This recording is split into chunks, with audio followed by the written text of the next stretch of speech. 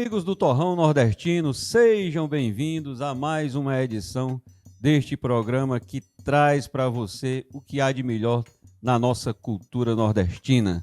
Hoje recebendo aqui o professor Arthur Pinheiro, que vem contar aqui algumas histórias, trazendo a apresentação de um cordel dele que trata da Beata Maria de Araújo e o Milagre Eucarístico. Vamos conhecer quem é a Beata Maria de Araújo, hein? Você aí de casa sabe quem é?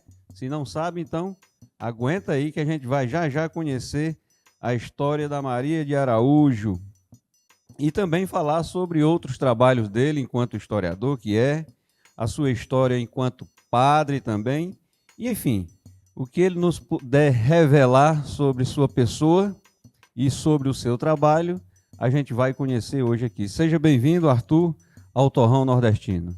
Olá, Félix.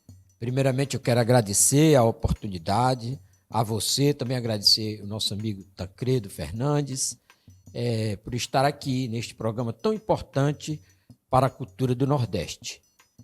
Como você falou, eu tenho uma carreira no magistério, fui professor do ensino fundamental, do ensino médio da universidade. E na universidade, os meus primeiros 15 anos foram aqui na região do Sertão Central, em Quixeramobim, onde eu era professor de História do Ceará, na Faculdade de Educação, Ciências e Letras do Sertão Central.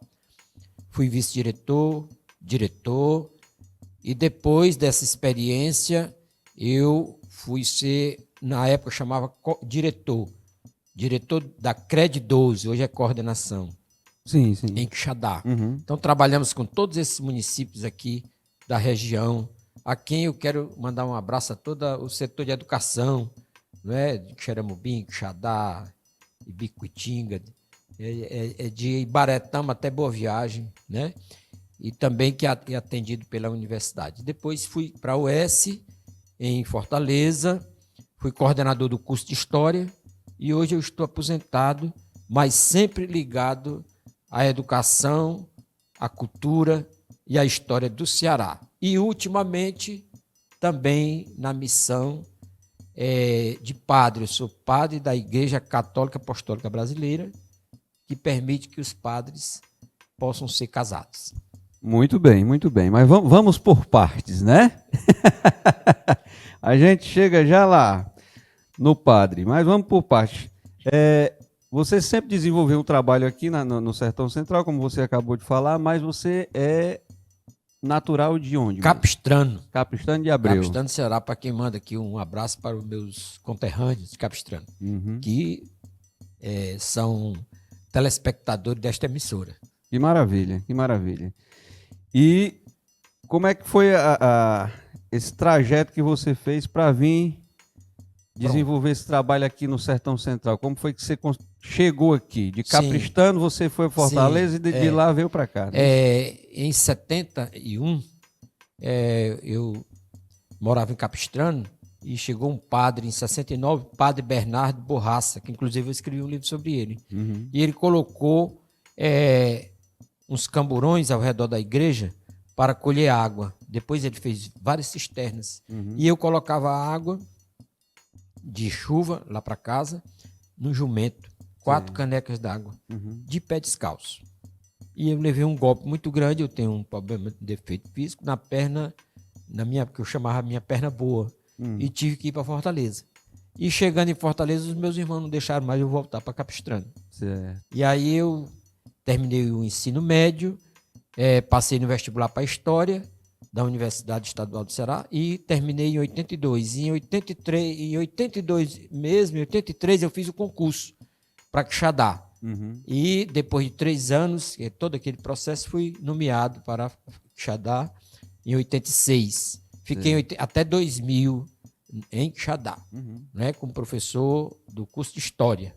Como lhe disse, em Quixadá eu deixei uma marca que eu acho que foi a construção da residência universitária, que abriga vários estudantes da região aqui do entorno lá de Quixadá. Então foi uma coisa. E também, juntamente com os alunos, escrevi um livro sobre isso, a experiência da residência universitária, da construção do movimento que resultou na construção da residência universitária. É a minha marca lá na faculdade. Muito bem.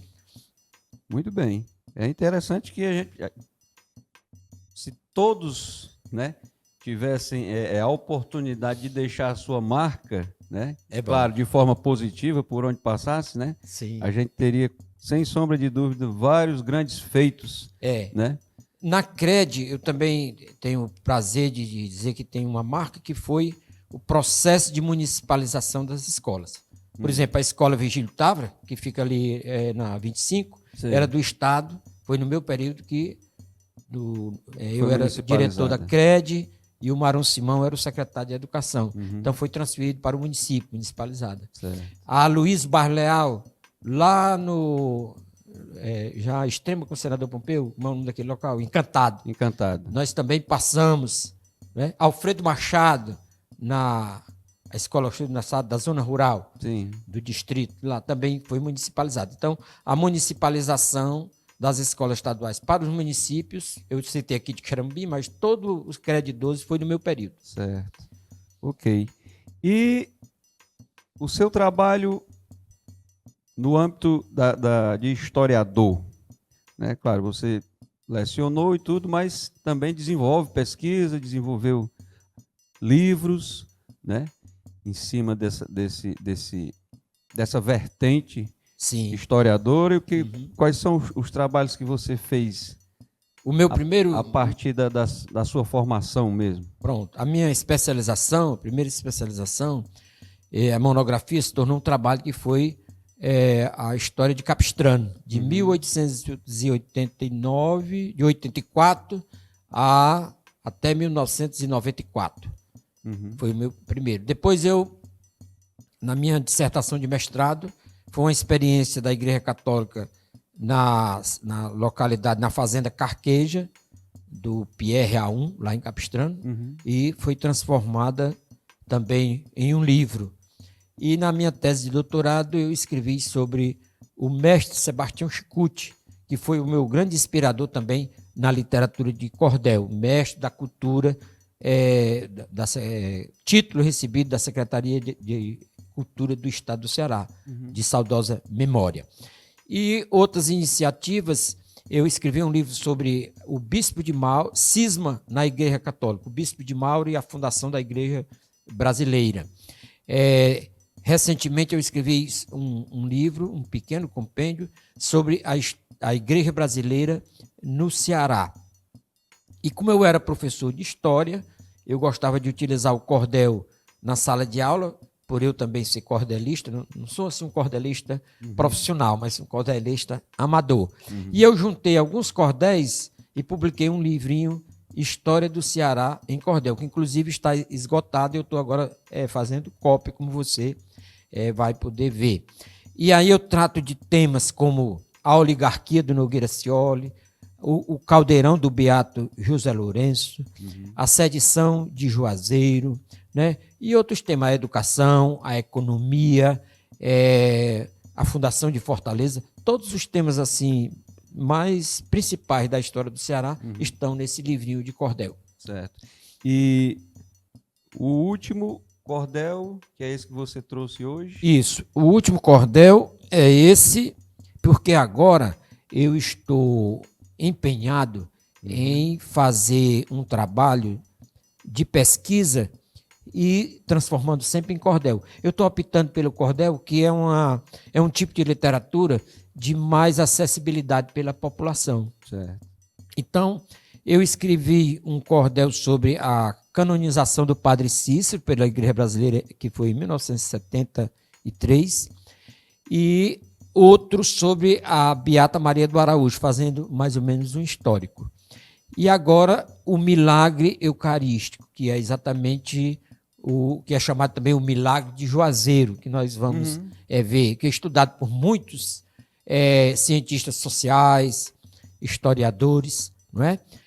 E a minha intenção é, do mesmo modelo que eu escrevi História do Ceará em Cordel, o livro, eu quero escrever um livro sobre o Padre Cícero, que na nossa igreja ele foi elevado aos altares, que corresponde à mesma coisa de canonização. Para nós ele é São Cícero de Juazeiro. E O livro será um livro todo em cordel, com os temas do Padre Cícero, da Beata Maria de Araújo e do Caldeirão, que é também liderado por outro beato, o beato Manuel Lourenço, que o nome de batismo é José Lourenço, é mais conhecido como José Lourenço. Eu vou focar agora nesse próximo livro em Juazeiro, naquela região. Certo. Eu vou pedir que o senhor nos declame aí algumas estrofes desse cordel, certo? Mas só daqui a pouquinho, quando a gente retornar dos nossos intervalos. Então, no próximo bloco, vamos aqui degustar um pouquinho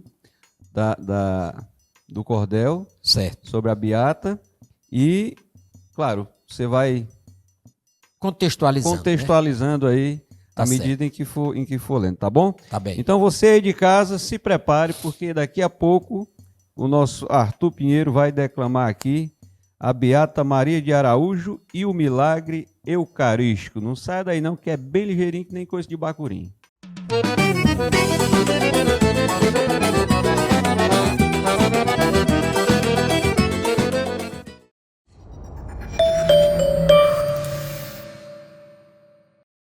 Entretenimento e diversão é aqui, na Sertão TV. Agora você pode acompanhar a segunda temporada de A Feiticeira. Não, eu mudo o feitiço e ele crescerá um pouquinho. Não se meta em encrenca, tia Clara. Use Pídaro! O que é isso? Ora, é seu marido? James? Novos episódios todo sábado e momentos de diversão para toda a família a partir das 2h30 da tarde. Não perca, é no canal 180 da BrisaNet. Sertão é luta, é força, é garra. Sertão é, acima de tudo, a essência verdadeira de um povo que sabe o que é fazer das tripas coração. Sertão pode-se dizer, acima de todas as coisas, que a identidade de um povo que pode bater no peito e dizer para o mundo inteiro que o cearense, o sertão, o Nordeste é, acima de tudo, um povo forte.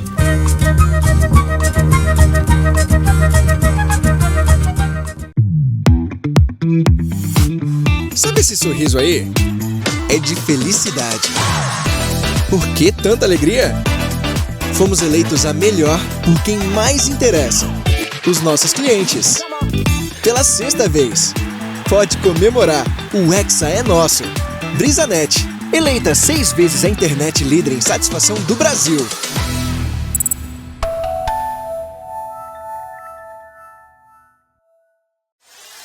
Sistema Maior de Comunicação. O orgulho de ser do Ceará.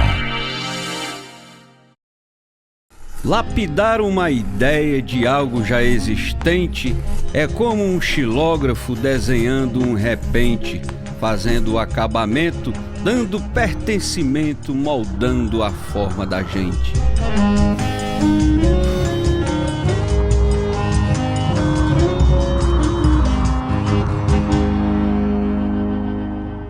Fazer este trabalho mistura arte e cultura, trazendo da região nossa experiência pura, juntada à realidade de uma modernidade presente e também futura.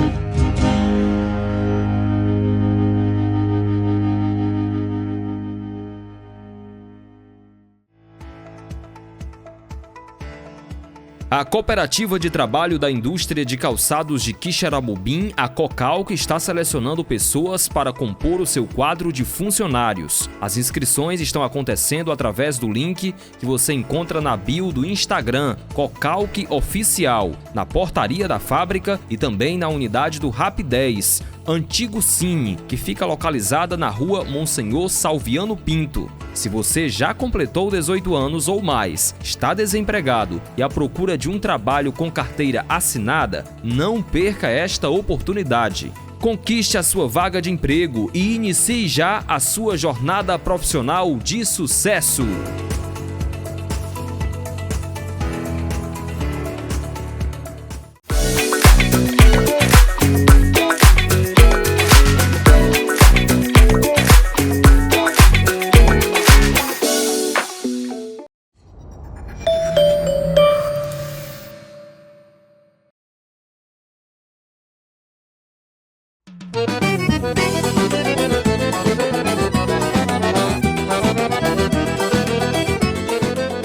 Muito bem, estamos de volta com o Torrão Nordestino, recebendo hoje o Padre Arthur Pinheiro, ele que é historiador, é padre, é cordelista e, claro, pertence às nossas origens também, porque depois de todo esse tempo atuando e trabalhando na região do Sertão Central, já não é mais só de capistrano, mas sim é nosso também, não é isso, Arthur? Félix, eu queria, nesse momento, mandar um abraço para minha esposa, Iraneuda Fernandes, que está assistindo o programa, as suas irmãs. Eu queria também fazer um registro em memória do meu cunhado, Teodomiro Neto. Teodomiro Neto. Né? Uhum. Meus irmãos, professor Helder, que é especialista em literatura de cordel, está ouvindo em Campina Grande, na Universidade Federal de Campina Grande. Meu filho Arthur Júnior, que está no Piauí, também está assistindo, toda a minha família e os meus irmãos padres da Igreja Brasileira, que estão todos sintonizados neste programa. Ok. O nosso abraço também a todo esse pessoal. Sim. Posso começar, não é? Fica à vontade. Pronto. Vamos lá, vamos ao declame. Peço a Jesus e Maria que me dê inspiração para contar sem ter erro o que ocorreu no sertão, no Juazeiro do Norte, milagre da comunhão. Eu já explico aqui essa primeira estrofe. O cordel é todo em cestilhas. São 32 cestilhas, 8 páginas, cada um com 4. E a tradição do cordel é pedir inspiração. O cordelista não escreve o cordel só ele, né? Sempre é inspirado. Inspiração divina, inspiração de um santo, e aqui a gente faz esse registro. E já inicio dizendo que é o milagre da comunhão, que a gente conclui depois e vai explicando por quê. Eu já posso, por isso que eu coloquei milagre eucarístico, né? A Eucaristia, na tradição católica, é a transformação do pão e do vinho no corpo e sangue de nosso Senhor Jesus Cristo. A chamada transubstanciação. Então, no dia 6 de março do ano de 89, um milagre aconteceu. Era o século XIX. A hóstia virava sangue, a população se comove. Então, foi em 1889, exatamente no dia 6 de março, na primeira sexta-feira da quaresma daquele ano, que na comunidade de Juazeiro, uma pequena capela entregue ao recém-ordenado Padre Cícero Romão Batista, uma comunidade de cerca de 40 a 50 casas, não era paróquia, não era distrito, era uma capela, ele era o capelão.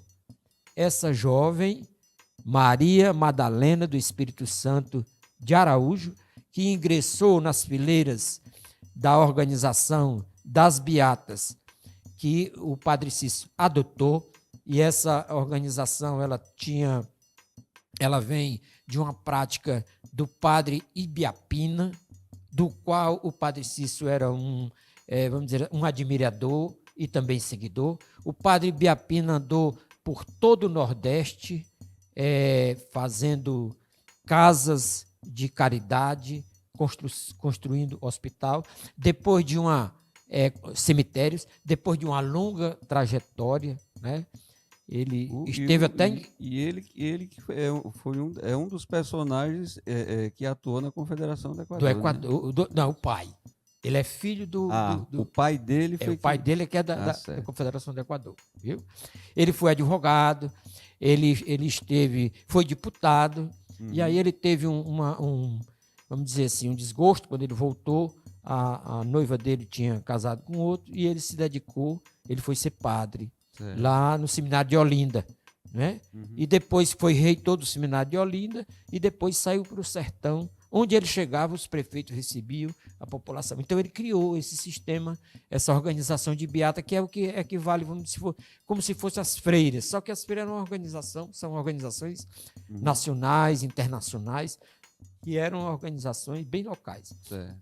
Então o Padre Cícero criou, e a Beata Maria do Araújo era uma dessas. Ela era negra, pequena, analfabeta. Né? Nas imagens você vai ver que ela usava o hábito. Só tem uma foto da Beata Maria do Araújo. Maria de Araújo foi quem a recebeu. Ela recebeu a hóstia e a hóstia se transformou em sangue. Maria de Araújo foi quem a recebeu, uma beata negra que no seu tempo viveu de trabalho e oração por si e o povo seu. Vivia rezando para si e pelo povo. Jesus se manifestava por meio de uma mulher. Maria lhe apoiava, tamanha era a sua fé. De Maria Araújo, importante como Esther. Eu faço aqui uma referência a Esther da Bíblia. Por que não? Né? Sexta-feira de Páscoa era aquele dia. O milagre aconteceu e logo transformaria um lugar muito pequeno, uma metrópole nascia. A semente da metrópole do município de Juazeiro estava ali brotando. Uhum. Né? Por 2 anos seguidos, a beata recebeu o milagre da hóstia, em sua boca ocorreu, o sangue do Salvador, a beata conheceu. Assim como São Francisco teve as suas mãos, as chagas de Cristo, a beata teve esse privilégio de comungar e a hóstia se transformar em sangue. Maria de Araújo foi por Jesus escolhida para o milagre eucarístico, sendo ela merecida por sua simplicidade e pureza garantida. Jesus não foi escolher um bispo, um papa, um rei, um coronel, um governador. Escolheu a pessoa mais simples da capela lá de Nossa Senhora das Dores.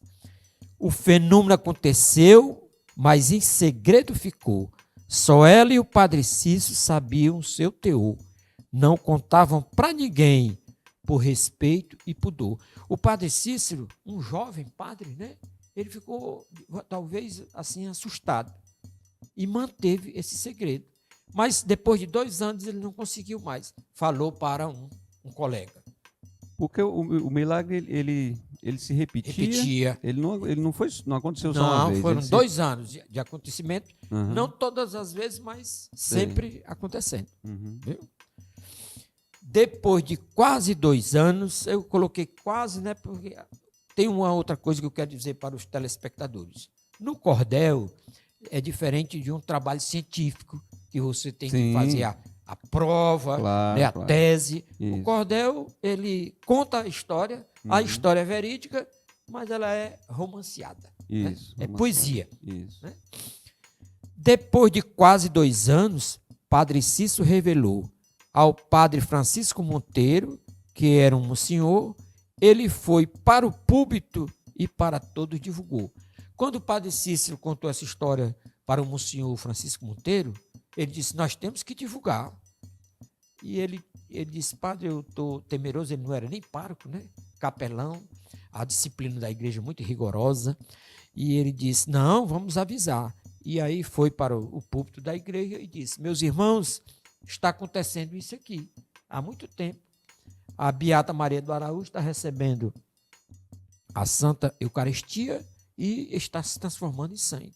Isso é um milagre. Juazeiro é privilegiado. E essa história se espalhou. Mas houve contestações, né? Também. Sim, mas a contestação nós vamos deixar para o final. Mais na frente. Pronto. Porque mesmo com a contestação, houve a contestação da hierarquia, nós vamos ver, né? Mas o povo não. O povo em nenhum momento contestou, não questionou, acreditou, e é por isso que o professor Ralph Della Cava, da Universidade dos Estados Unidos, veio pesquisar esse fenômeno em Juazeiro. Publicou um livro, O Milagre de Juazeiro, inclusive se escrevia assim. Né? Então, todo esse crescimento, Juazeiro, hoje, na próxima eleição, ele já vai ter segundo turno. Não é? É a cidade do interior que teve um crescimento mais rápido, né? Superando todas. E continua ainda esse fenômeno. Né? Uhum. Então, o que é que o padre fez? Avisou para todo mundo. Né? Aí vamos ver qual foi o resultado. Disse que um milagre estava acontecendo, que Maria de Araújo estava recebendo o sangue de Jesus Cristo, isso estava ocorrendo. Então, isso foi uma notícia bombástica. 1989, agora já estamos em 1891. O ano de 89 é um ano muito importante para o Brasil. Fazia um ano que a abolição da escravidão tinha acontecido, 1988. E em 89, em novembro, houve a proclamação da República. Estava iniciando o regime republicano. Sim. Né? E em 91, que aqui já é quando ele divulga, né? Então as pessoas começaram a se mudar para o Juazeiro. Vim para a missa, vim para ficar uma semana, um mês, construir casas. As primeiras casas de taipas, bem simples. Então, desde pessoas as mais simples, a pessoas também abastadas que compravam terreno e faziam suas casas. O povo, a saber disso, a notícia espalhou. Do Crato a Maceió, o povo a propagou. Muita gente, logo, para Juazeiro mudou. Eu estou lendo um livro do Durval Aires Menezes. Ele é avô do Otávio Menezes, da Secretaria de Cultura, e do desembargador Durval Aires, do Tribunal de Justiça do Ceará. Então, ele escreve esses fatos quando ele era menino, desse crescimento do Juazeiro, falando das ruas, ali pelo ano de 1909. Arthur, Né? Deixa eu te interromper aqui. A gente vai chamar o comercial. Sim. E aí, na volta, você continua, tá bom? Tá bom. Tá certo? Tá gostando aí, gente? Tá gostando? Porque eu estou adorando. Conhecendo aqui um pouquinho da história da Beata e, atrelada a isso, também um pouquinho da história de Juazeiro. Então, a gente volta já. Só dá tempo pra você ir lá no pote tomar aquele canequinho de água.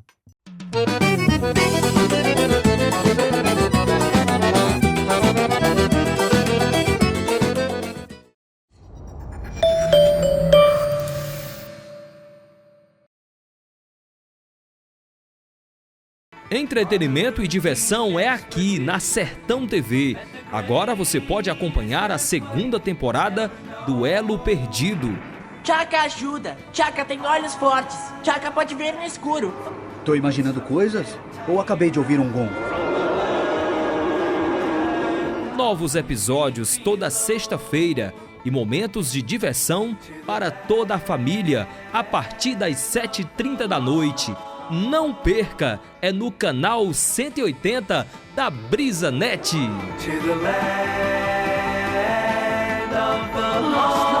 E o sertão para mim representa aconchego, lugar de gente boa, um lugar de resiliência.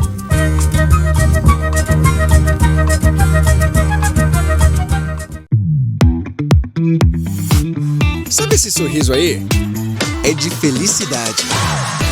Por que tanta alegria? Fomos eleitos a melhor por quem mais interessa: os nossos clientes. Pela sexta vez. Pode comemorar, o Hexa é nosso. BrisaNet, eleita 6 vezes a internet líder em satisfação do Brasil.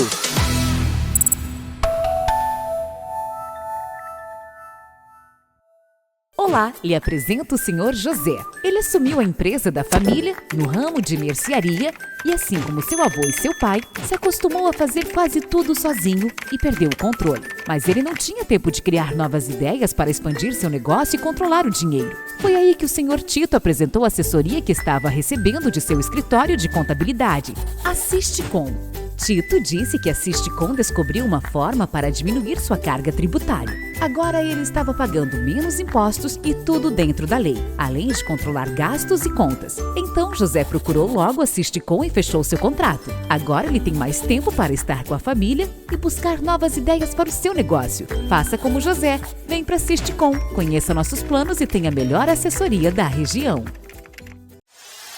Sistema Maior de Comunicação. Orgulho de ser do Ceará. Acompanhe as últimas notícias do Ceará, Brasil e do mundo no Repórter Ceará. O seu jornalismo de todos os dias. política, esporte, entretenimento, economia, segurança, educação. Repórter Ceará. A informação em tempo real. Um portal jornalístico abrangente e atualizado. Acesse repórterceará.com.br.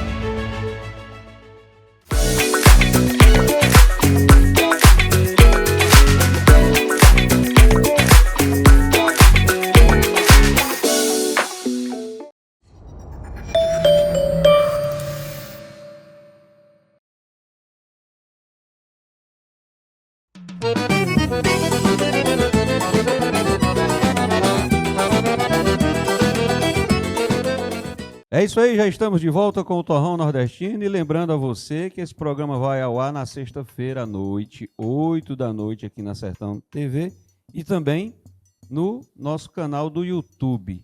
E ele é retransmitido na Rádio Campo Maior M840 no domingo a partir das 10 da manhã. Então, dando sequência aí ao nosso cordel, o que é que se segue agora? Bem, o povo ao saber disso, como eu falei, né?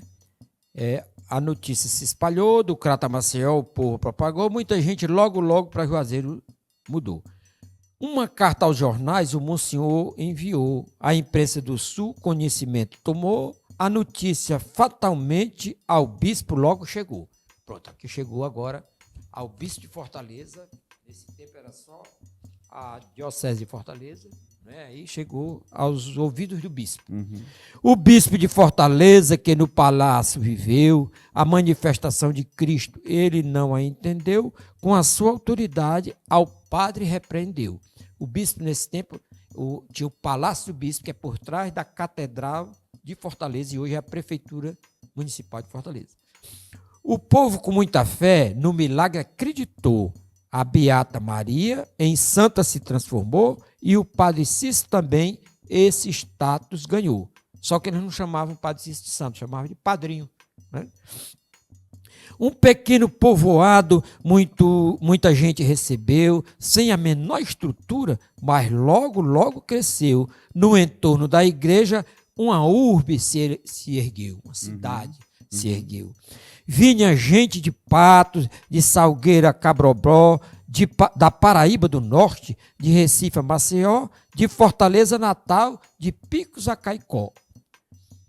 Todos foram atraídos pelo acontecimento do milagre da Beata, fiel desde o nascimento, e o carisma do padre foi um grande movimento. Então, os dois protagonistas desse movimento é o padre, que consagrava a hóstia, e a Beata, que recebia.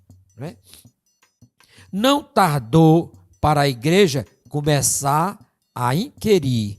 A Beata e o padre passou a perseguir, um inquérito foi aberto para apurar-se ali. Então, começou aqui. Então, quando você fala que o milagre ele se dava porque existiam os dois personagens. Dois né? personagens. Então, os dois eram merecedores daquela graça. Sim. Então, significa dizer que acredito eu, que nesses estudos, Sim. nessas investigações que vieram depois para comprovar se realmente era, a hóstia ela foi ministrada por outros padres. Sim. E o milagre nunca se repetiu com outros padres, só se repetia com o Padre Cícero. Pronto. Eu vou chegar nessa, que aí é o segundo, houve dois inquéritos, né? No primeiro continuou tudo normal, os padres a inquiriram. Eu estou fazendo um cordel sobre o inquérito, só sobre o inquérito. Então mas o bispo ficou insatisfeito e mandou uma outra segunda comissão, que essa eu ainda tenho que fazer mais estudos dela, que é exatamente para, vamos dizer assim, desmoralizar a Beata. E não se transformou. E sabe o que foi que a Beata disse? Os padres não estão em estado de graça. Olha só. Quer dizer, não é só ela, não é só... Entendeu? Então, e com ela a barra foi muito pesada. Estava havendo um milagre ou era uma ilusão? O bispo queria saber. Estava havendo um milagre ou era uma ilusão? A Beata, por ser negra, sofria perseguição numa sociedade que era herdeira da escravidão. Nós temos que ver que em 89, 91, 3 anos depois da libertação dos escravos. Ser negro era uma barra muito pesada, né? Naquele tempo, talvez não tivesse nenhum padre negro, como temos hoje, né? Como pode Jesus vir a se manifestar a descendente de escravo que só sabia lavar a roupa das famílias que moravam no lugar? Jesus ia se manifestar para uma descendente de escravo, negra, analfabeto. Isso foi questionado, né? Uma mulher pequena, negra e analfabeta, se fosse uma moça branca, com a beleza de atleta, descendente de europeu, mas de uma escrava, uma neta? A cúpula eclesiástica nada disso entendia, fruto da elitização que a igreja vivia, se afastando do povo, o que Jesus não queria. A igreja daquele tempo estava, a cúpula, né? Muito afastada, diferente de hoje, que a igreja está mais próxima do povo. Sim. Né? Um milagre na Europa, nem pensar em duvidar, mas descendente de escravo, Jesus ia se manifestar, nem mesmo Nossa Senhora devia ali estar. Ela dizia que via Nossa Senhora, desde criança, no inquérito está bem claro, desde menina, entendeu? Nossa Senhora aparecendo para essa menina, né? Então, estou colocando aqui os questionamentos, né, que foram feitos. Né? O padre Cícero tentou de tudo se defender, acreditava no milagre, mas nada podia fazer, foi a Roma com os amigos tentar tudo esclarecer. Foi a Roma, mas mesmo assim foi afastado de ordens.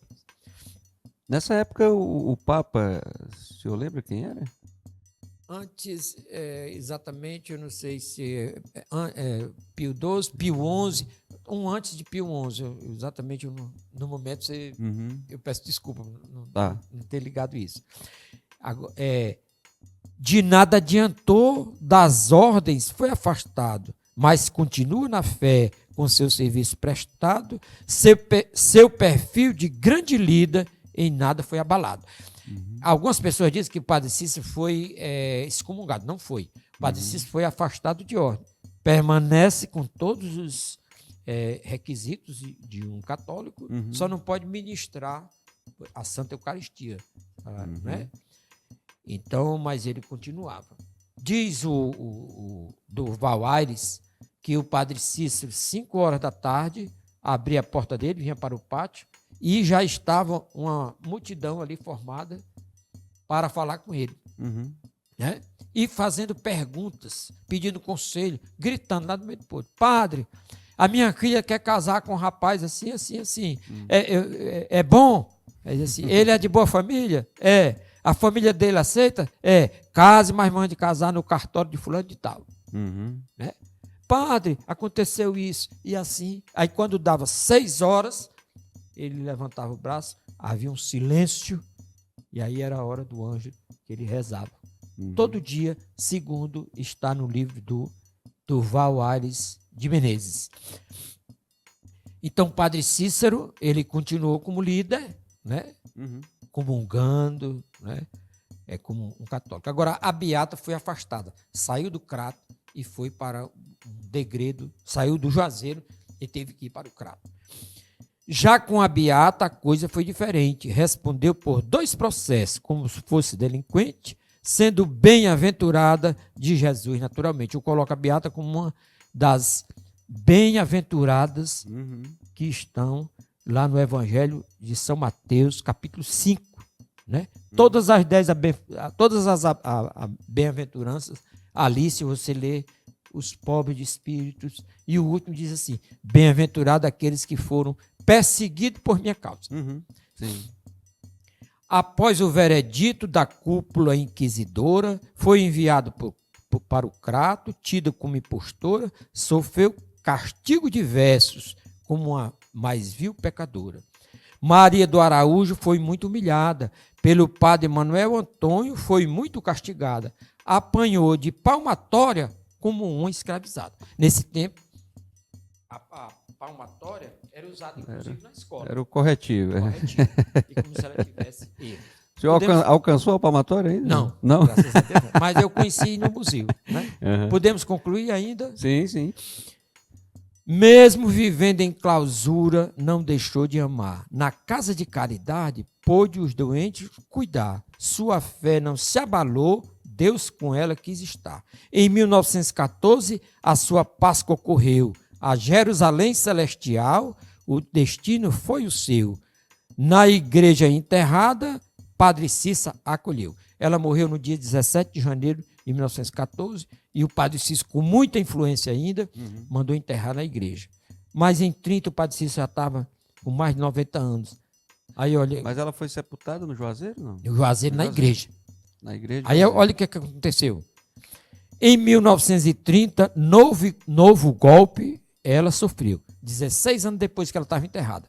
Olha. Vou ler do começo. Em 1930, novo golpe ela sofreu. Seu túmulo foi violado. O corpo desapareceu. Por ordem de um vigário, mais um inimigo seu.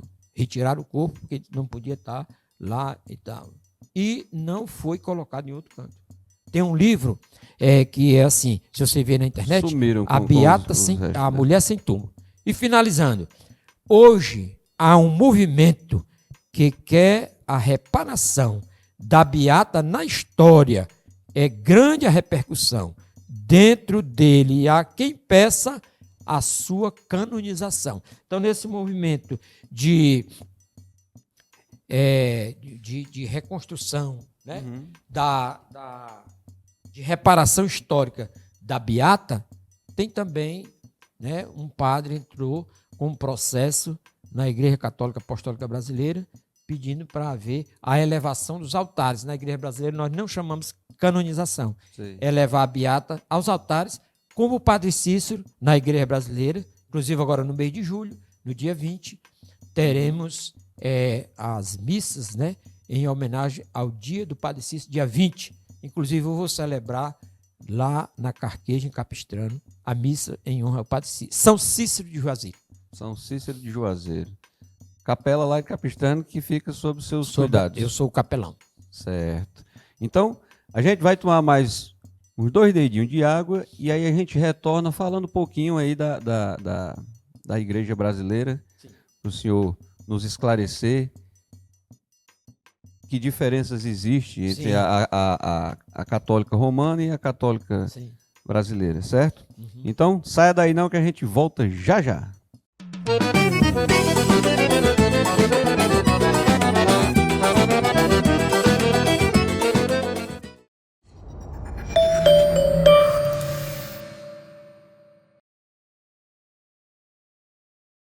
Mesmo em meio a atribulações de uma vida frenética, a devoção a Santa Chaga se propaga pelo mundo. Num ato de fé e de amor. Às 3 horas, na hora da misericórdia, nossas preces são atendidas quando rezamos com fé. Qual milagre que você quer pedir na tua vida? Terço Jesus das Santas Chagas, com o Padre Reginaldo Manzotti. E juntos, vamos rezar.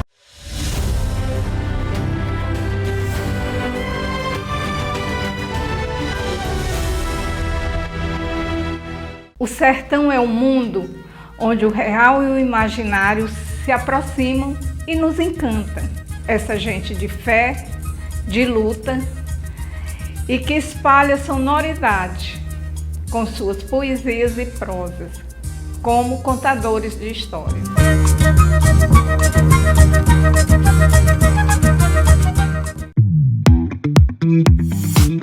Sabe esse sorriso aí?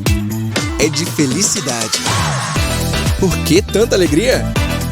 Fomos eleitos a melhor por quem mais interessa, os nossos clientes. Pela 6ª vez. Pode comemorar, o Hexa é nosso. Brisanet, eleita 6 vezes a internet líder em satisfação do Brasil.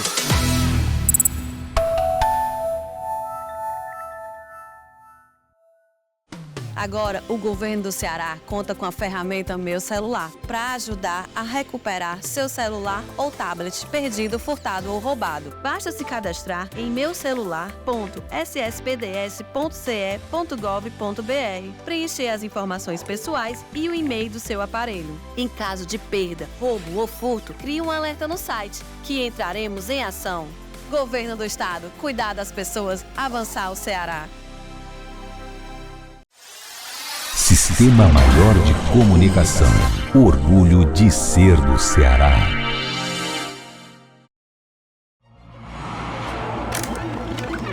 O que faz você confiar em um portal de informação? Credibilidade? Variedade em notícias? Uma boa redação? Imparcialidade? Fontes seguras? Facilidade de acesso? Saiba que você encontra tudo isso no Quixeramobim agora, o seu portal de notícias. Venha conhecer. Acesse quixeramobimagora.com.br.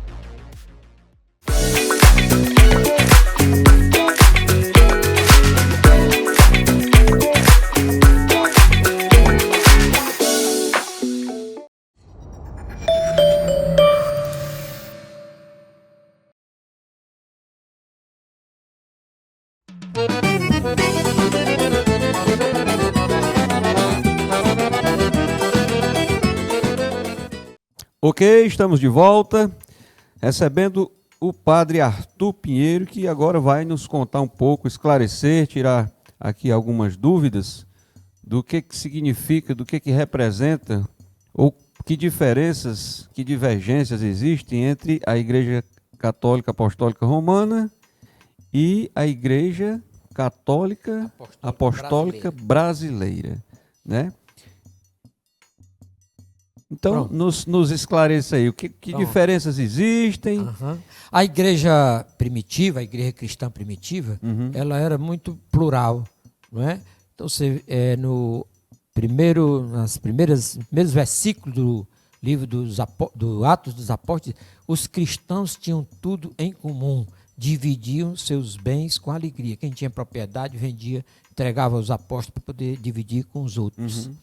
Mas a igreja se espalhou, entrou no Império Romano, principalmente entre as classes menos favorecidas, né? E depois o imperador romano percebeu que a Roma tinha uma religião, a igreja romana, que cultuava o imperador, que era o pontífice, né? Pois bem, e mais ali no governo antes já em Constantino, né, já houve um concílio, né, o concílio de Nicéia, salvo engano, que foi onde se definiu, por exemplo, os evangelhos canônicos. Tem muitos evangelhos, outros escritos também, que não ficaram organizados. E, vamos dizer assim, a centralização da igreja. Depois, no imperador Teodósio, a igreja se transformou na igreja oficial do Império Romano. E ela recebeu muita influência do Império Romano, a sua estrutura. Na Idade Média, o Império Romano caiu, a partir do século XV, né, 1476. Dei muita aula de história, mas estou aqui bem lembrado. Pois bem, caiu o Império Romano, e a única organização, a organização mais estruturada, era da Igreja Católica, que passou toda a Idade Média, né? Ela tem o privilégio de organizar nas catedrais todas as primeiras bibliotecas, né? Também a escrita, né, da Bíblia, os copistas e tudo. Pois bem, e depois nós temos uma nova fase da história ali no século XVI, início do século XVI, tem a Reforma, que a Reforma Protestante, que é chamada, que nascem dela derivam essas igrejas evangélicas, né? E antes, lá atrás, também já houve um cisma na igreja, a igreja oriental e a igreja romana. Por exemplo, na igreja romana, o celibato é obrigatório. E o Papa é o chefe temporal na terra da igreja. Na igreja oriental, não tem o celibato obrigatório para os padres. A igreja oriental que o senhor se refere é ortodoxa. Ortodoxa, né? E os chefes da igreja são os patriarcas. Tem o patriarca da Rússia, o patriarca de Constantinopla, a Ucrânia. A Ucrânia é católica, tem o patriarca da Ucrânia, nessa guerra aí que tem Rússia e Ucrânia, tem os seus piacim, patriarca, o patriarca de cada região, né, que é o chefe temporal da igreja. Mas nós sabemos que o chefe da igreja... Então quer dizer que os patriarcas orientais, eles não são subordinados ao Não, são Papa? independentes, né? São igrejas independentes, como eu estou dizendo. A igreja, o Papa é o chefe da igreja romana, da igreja ocidental romana. Né? Mas a igreja, a cabeça da igreja é Jesus. Sim. E o corpo somos nós. Né? Então a igreja é cristã, podemos dizer, ela está organizada em várias denominações, cada uma com o seu tipo de organização, mas o chefe supremo celestial da igreja, como está dito por São Paulo, é Jesus. Ele é o cabeça da igreja.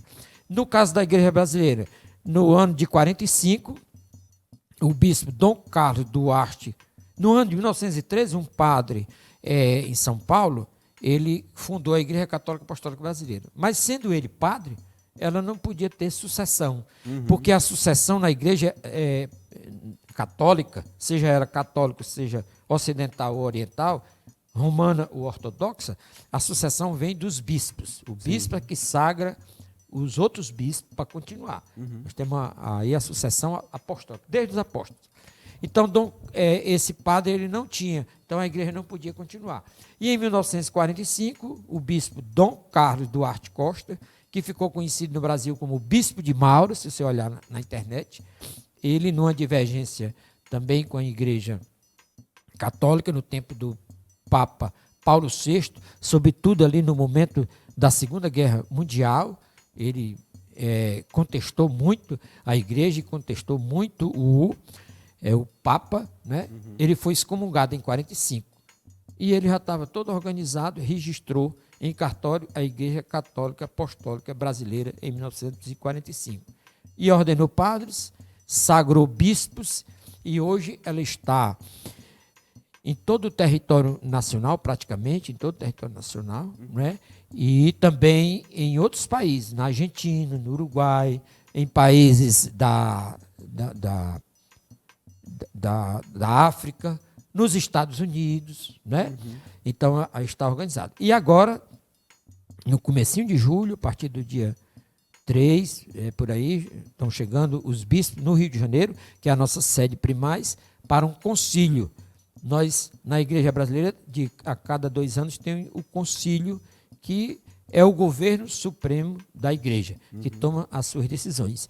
E a administração temporal da Igreja é feita por um conselho episcopal de 12 bispos, sob a presidência de um bispo, né?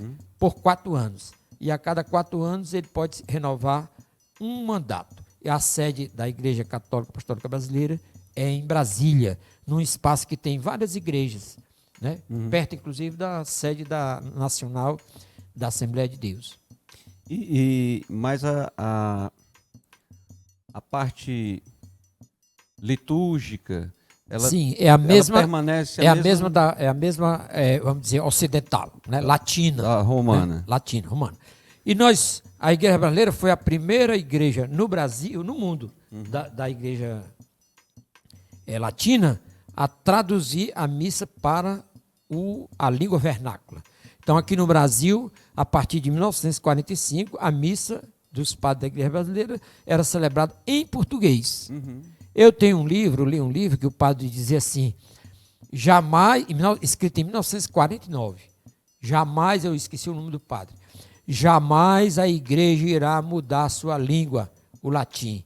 Nasceu com a Igreja e vai morrer com ela. Em 60 e pouco, 61, 63, no Concílio Vaticano II, a Igreja Católica Apostólica Romana também adotou a missa em língua vernácula. Né? E hoje, né, você já assistiu a missa sempre em português, mas os seus avós não.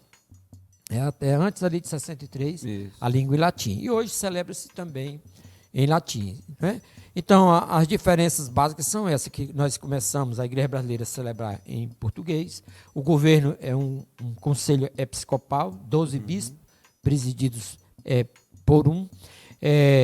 A igreja aceita o casamento de segunda união, né? Você é divorciado segundo a lei nacional. Antes, já desde o desquite, né? A pessoa pode contrair o segundo matrimônio. Nós fazemos a celebração do casamento de segundo matrimônio. E os padres e bispos podem ser casados. Nós temos também padres e bispos celibatários, né, que são por convicção, e temos padres casados, como é o meu caso. E aí, como é que acontece do padre casado? Você já é uma pessoa casada? Pode ser casado. E você depois se ordena? Pronto. Ou você já ordenado pode vir a se casar também? Eu fui ordenado, eu digo me ordenei errado, fui ordenado com 67 anos já, né? Quando os padres já estão se aposentando, né? Então o senhor já era casado. Já era casado. Mas o contrário pode também. Pode também. Pode ser solteiro, ser ordenado e contrair o matrimônio não tem problema, né? Então é isso. Essa é a grande diferença, né? E nós somos solidários, vamos dizer assim, temos todo o respeito, né, à Igreja Católica Apostólica Romana, mas não somos subordinados ao governo do Vaticano. Sim. Nós temos governo próprio, né? Temos a minha diocese é a diocese de Fortaleza, da Igreja Católica Apostólica Brasileira. Aqui no Ceará nós temos duas dioceses, a diocese de Fortaleza e a diocese de Cascavel. E eu, chegando em mim, né, que você perguntou, eu sou capelão de uma capela na localidade de Carqueja dos Alves, onde eu nasci. É uma capela de taipa. Capela de taipa de todos os santos. O primeiro padroeiro são todos os santos e nós também fazemos lá a missa de São Cícero de Juazeiro, que é do Padre Cícero, agora no dia 20, vamos fazer na véspera, 19 de julho, sempre no mês de julho. Ok. E os projetos futuros, acho que você falou alguma coisa lá no início. Do livro, né? Eu vou organizar um livro em cordel sobre o Padre Cícero, São Cícero de Juazeiro, e a Beata Maria do Araújo, ampliando ali também pelo Caldeirão, que é exatamente todo esse movimento que aconteceu lá no Juazeiro, né? Um fenômeno que de 1891, 1909, o Padre Cícero já era o prefeito de Juazeiro, o primeiro prefeito. Em 1914, houve uma rebelião chamada Sedição de Juazeiro, que depois o tenente-coronel Marcos Franco Rabelo, que tinha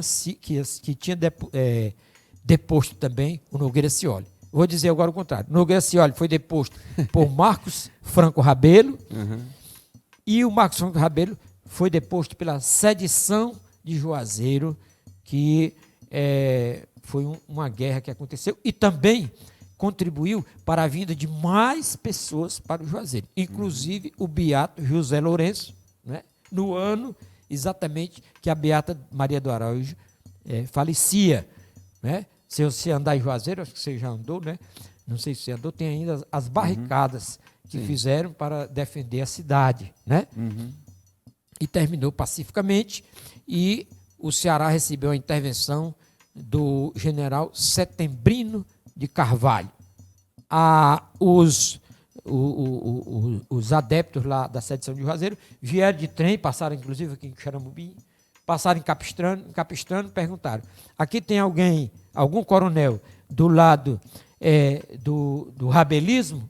E o coronel que era do lado do Padre Cícero estava recebendo ele na estação e sabia que tinha outro que era do outro lado, né? Mas ele não quis complicar, disse: aqui todos estão sobre as diretrizes e a ordem do Padre Cícero.